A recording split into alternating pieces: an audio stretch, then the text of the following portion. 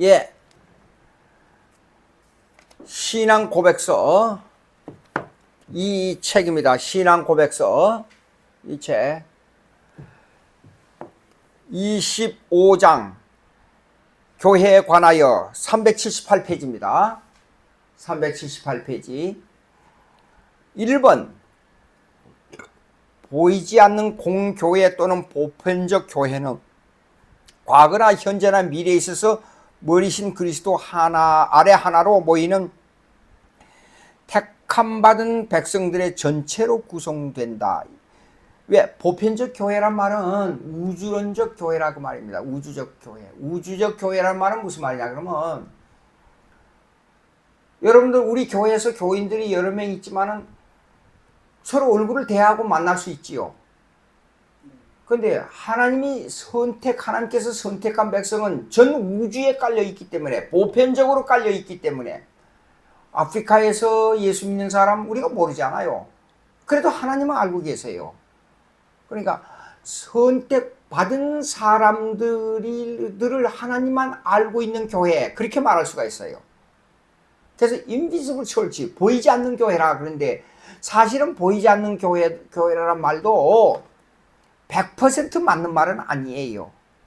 즉 정확하게 말하자면 보편적 교회, 공교회 또는 보편적 교회는 뭘 말하냐 그러면 우주론적 교회인데 이 우주론적 교회는 하나님만 알고 계시는 교회라는 뜻인데 이 하나님만 알고 계신다는 이 뜻은 선택받은 백성들을 통틀어서 하는 말이에요.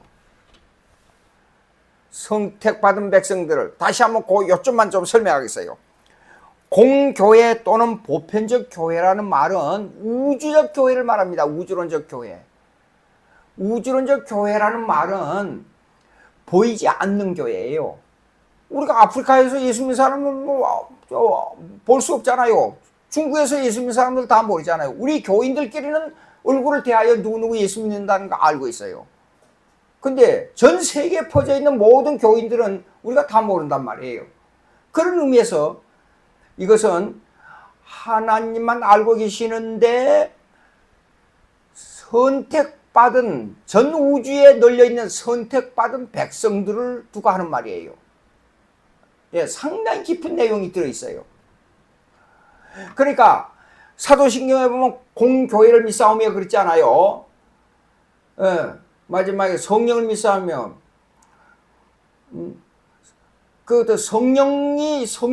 교회는 성령을 다스리는 실체입니다.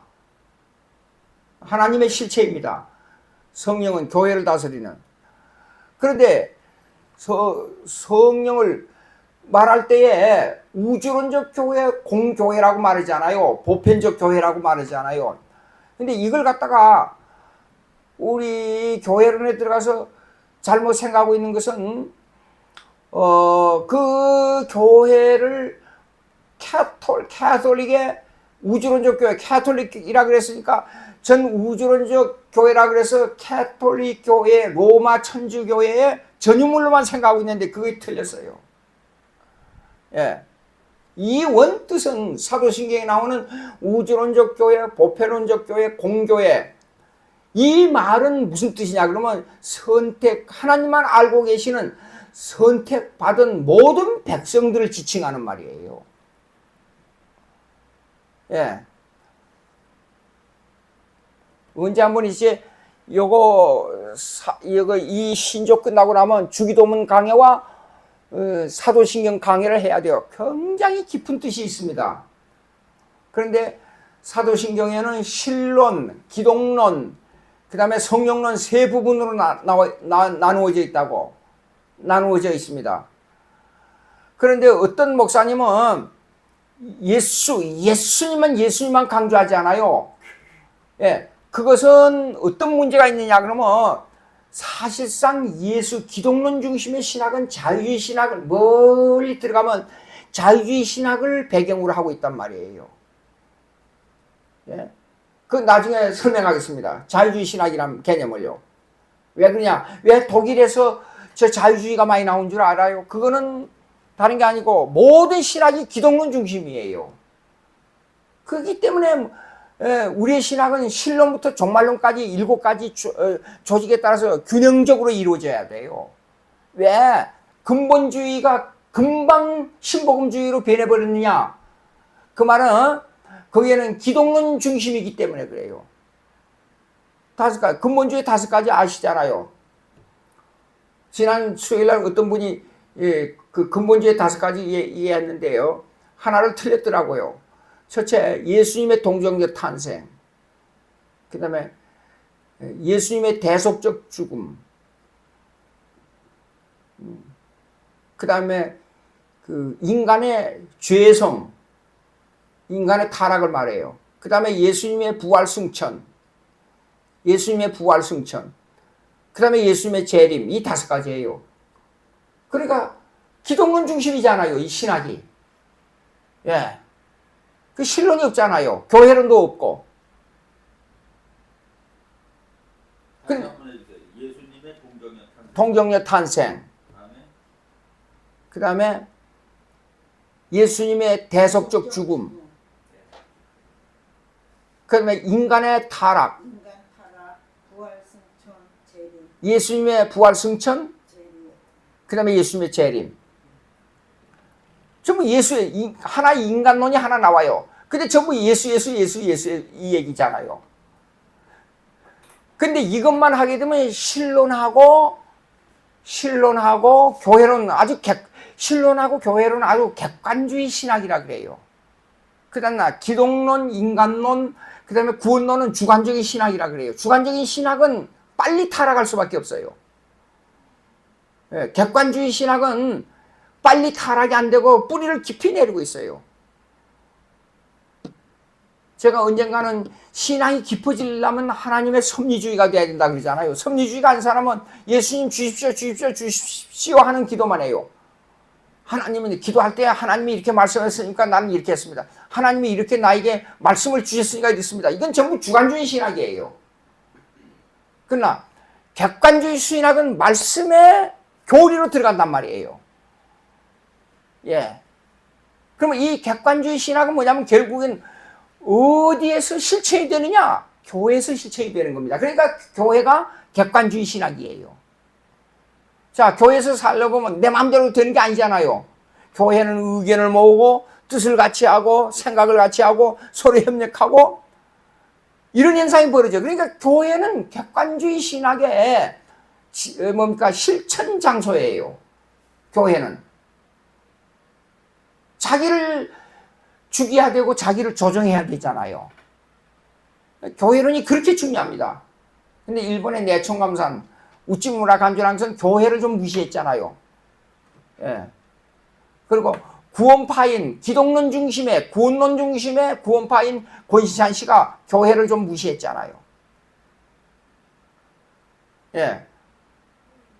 근데 그런 사람들은 한때 꽉 하고 세시즘을 일으키다가 시간이 지나면 사그라져 버려요.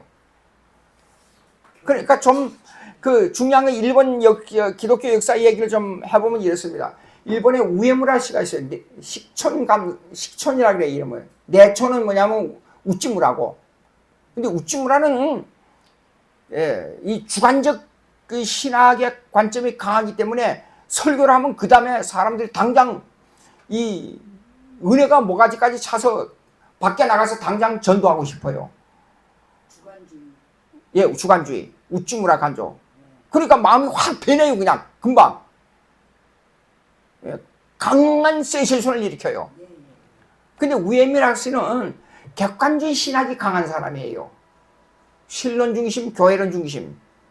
근데 교회를 무시했잖아요. 이 우찌무라 간조는 교회를 무시하고, 우에무라 씨는, 우찌무라 간조가 교회를 무시하고, 우에무라 씨는 교회론을 중요시하게 여겼어요. 신론을 중요시하게 여기고. 그러니까 우찌무라 간조는 주관주의이기 때문에 마음이 확 불이 타요 금방. 교회를 무시했어요? 우찌무라가 교회를 무시하고. 그렇죠. 주관주의 신학이니까. 객관주의 신학 이름이 뭐라고요? 우에무라 씨, 우에무라. 우에무라? 예. 우에무라가 우에무라는 신론 중심이에요. 객관주의 신학자예요. 교회론을 중시해요. 신론을 중시해요. 근데 결과가 나타나요. 우찌무라 씨한테서 배운 사람들은 교회를 목회를 제대로 못하고 교회를 무시했으니까 교회를 제대로 못하고 타락하고 변질린 사람이 많았어요. 왜냐? 주관주의 신앙이니까 구원론과 기독론 중심이었으니까. 그런데 보세요. 우에무라 씨한테 배운 사람들은 강의를 들으면서도 어떤 사람 좋아요. 맥살이 없이 보여요. 그 사람은 교육적이에요. 가르치는 스타일이에요. 그런데 신학이 객관주의, 신론과 교회론을 중시했단 말이에요. 그럼 말씀을 가르쳐. 그렇죠.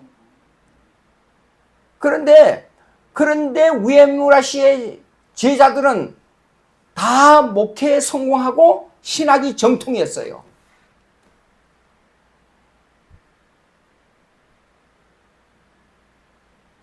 예. 그러니까 우리가 제가 다시 강조하지만은 교회사적 신앙 고백이 신학의 중심이 되어야 된단 말이 그렇게 중요합니다. 다시 교회 역사가 고백한 신앙 고백이 신학이 돼야 돼요. 그것이 객관주의 신학이에요. 개인의 학적 표출 내지 교회의 체험적 표출이 아니에요. 아무리 내가 객관적인 신학을 가지고 있어도 내 개인의 주장의 학적 표출이나 내 개인의 체험적 표출만 강조하게 되면 반드시 나중에 가서는 엉뚱한 방향으로 떨어져요. 그러면은 전반적으로 체험주의라든지 은사주의라든지 이런 게 가장 위험한 거죠. 위험합니다. 왜냐하면 자유주의는 이성에다가 기초하고 그 다음에 체험주의는 신앙의 신비적 경험에다가 기초합니다. 근데 이것도 자세히 보세요. 자유주의는 이성에다가 기초한 건 이성적 주관주의예요. 그 다음에 체험은 신비적 주관주의예요.